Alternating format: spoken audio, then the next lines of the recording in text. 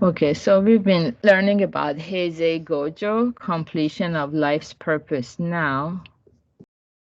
And we moved on to this part here.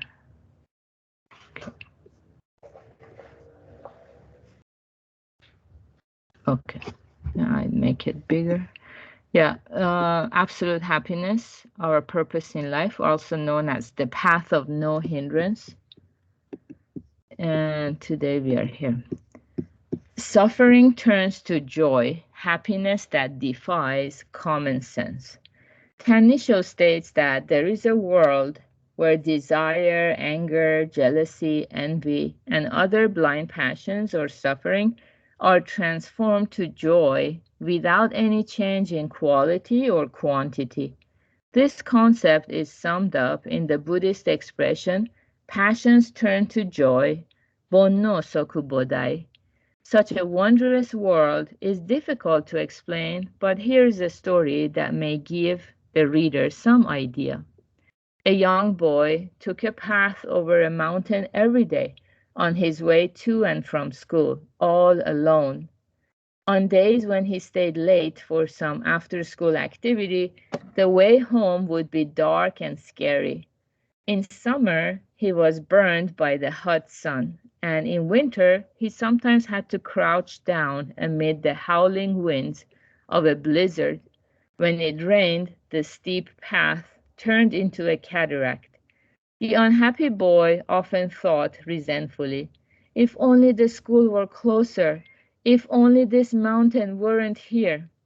Then one day, a pretty little girl transferred to his school. To his surprise, she was from his village. They became fast friends, often walking to and from school together, chatting about how far the way was and how deserted the mountain path. One afternoon on the way home from school, a cloudburst hit them.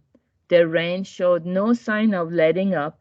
Between them, they had only one umbrella, the little girl's. As they walked along, cozily sharing her umbrella, the boy thought, I wish the rain would never stop. I wish the mountain were more deserted. I wish the village were farther away.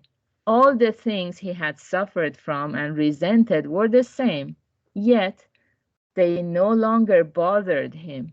What had been a source of suffering became a source of pleasure. Hasn't everyone had a similar experience at one time or another? Sweet, dried persimmons are made from persimmons that are inedible to begin with, intensely tannic and bitter. The bitterer the fruit, the sweeter it becomes as it is exposed to the sun. Buddhism teaches that a similar process turns unhappiness into happiness. This teaching is summed up in the expression evil or suffering changes into good or joy. In Japanese, it's tennaku jouzen. Painful facts turn into seeds of joy. This is indeed happiness that defies common sense.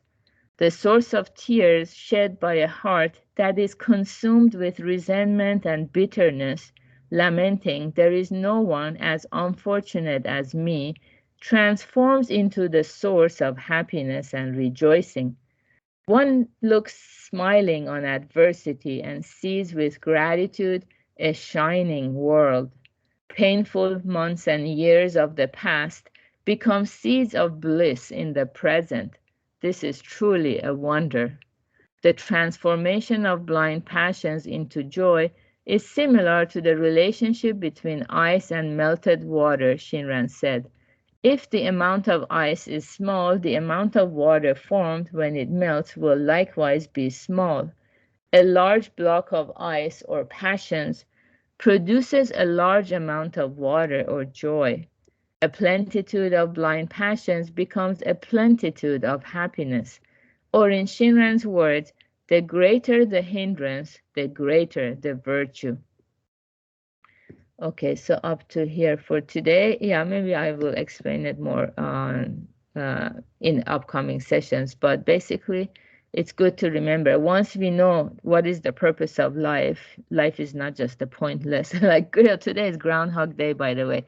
watch the movie if you've never watched it. So it's not just a repetition of the same old things. There is a purpose where our suffering can transform into joy. So once that is clear, by listening to the Dharma, we become more grateful to everything that comes our way, good or bad, and we overcome any obstacles to repay our debt of gratitude to the Buddha and our masters.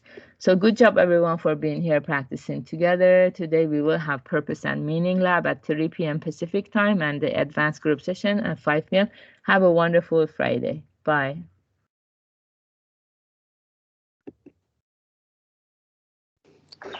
Thank you. Have a good day. Oh, thank you, Stefania. You too. Bye, everyone.